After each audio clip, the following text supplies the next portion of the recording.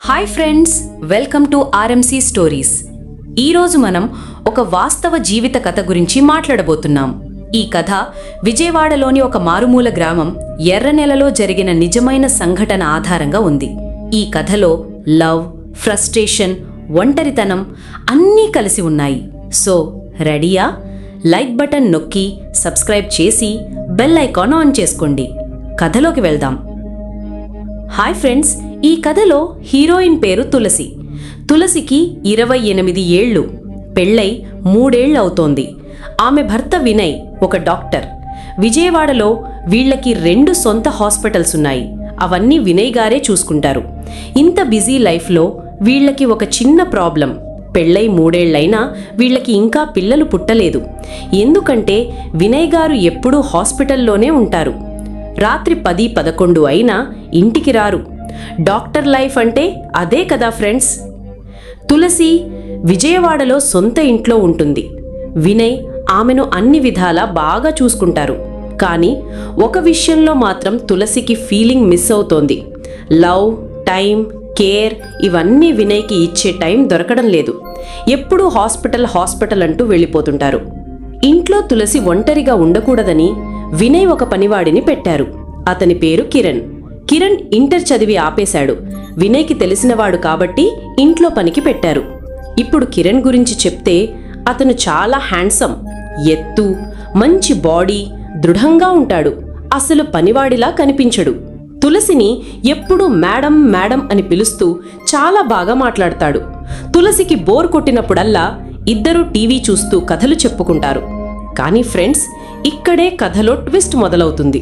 తులసికి ఒక రకమైన ఫ్రస్ట్రేషన్ పెరిగిపోతోంది. ఆమెకు ఆ ఒక విషయంలో సంతృప్తి లేదు. వినయ్ ఎప్పుడూ హాస్పిటల్లో ఉండటంతో తులసి ఆకలి తీరక అలమటిస్తోంది. కిరణ్ ఇంట్లో తిరుగుతుంటే ఆమె మనసులో ఆలోచనలు. కానీ వినయ్ గుర్తొచ్చి ఆగిపోతుంది. వినయ్ రాత్రి ఇంటికి వచ్చేసరికి తులసి నిద్రపోతూ ఉంటుంది. అతను కిరణ్తో అన్నం పెట్టించుకుని తినేసి తులసి పక్కన పడుకుని మళ్లీ ఉదయానికి వెళ్ళిపోతాడు. ఇలా పెళ్ళై 3 ఏళ్లైనా వీళ్లు కలిసింది కొన్నిసార్లే. అది కూడా ఆదివారం వచ్చినప్పుడు మాత్రమే. అది కూడా మధ్యలో హాస్పిటల్ కాల్స్ వస్తే వినయ్ వెళ్ళిపోతాడు. అందుకే వీళ్లకి ఇంకా పిల్లలు పుట్టలేదు. ఇక తులసికి ఆకలి రోజురోజుకి పెరిగిపోతోంది. ఇలా కాదు, ఏదో ఒకటి చెయ్యాలని ఫిక్స్ అయింది. ఆమె మనసులో ఒక ఆలోచన, కిరణ్తో ఏదైనా ట్రై చెయ్యాలని. కానీ ఆమె ఒక్క అడుగు వేసే ముందు వినయ్తో మాట్లాడాలని అనుకుంది. మీరు నాతో టైం స్పెండ్ చేయట్లేదు, ఈ వారం బయటకు ట్రిప్కి వెళ్దామని అడిగింది. కానీ వినయ్ పేషెంట్స్ ఎక్కువగా ఉన్నారు, ఇప్పుడు కుదరదు అని తిరస్కరించాడు. అది తులసికి మొదటి కోరిక. కానీ వినయ్ తిరస్కరించడంతో ఆమె చాలా బాధపడింది. నా జీవితం ఇలానే ఉండిపోతుందా అని భయపడింది. ఒకరోజు తులసి టీవీ చూస్తోంది. కిరణ్ పని ముగించుకుని టీవీ దగ్గరకు వచ్చాడు. అప్పుడు తులసి, కిరణ్, నీకు గర్ల్ ఫ్రెండ్ లేదా అని అడిగింది.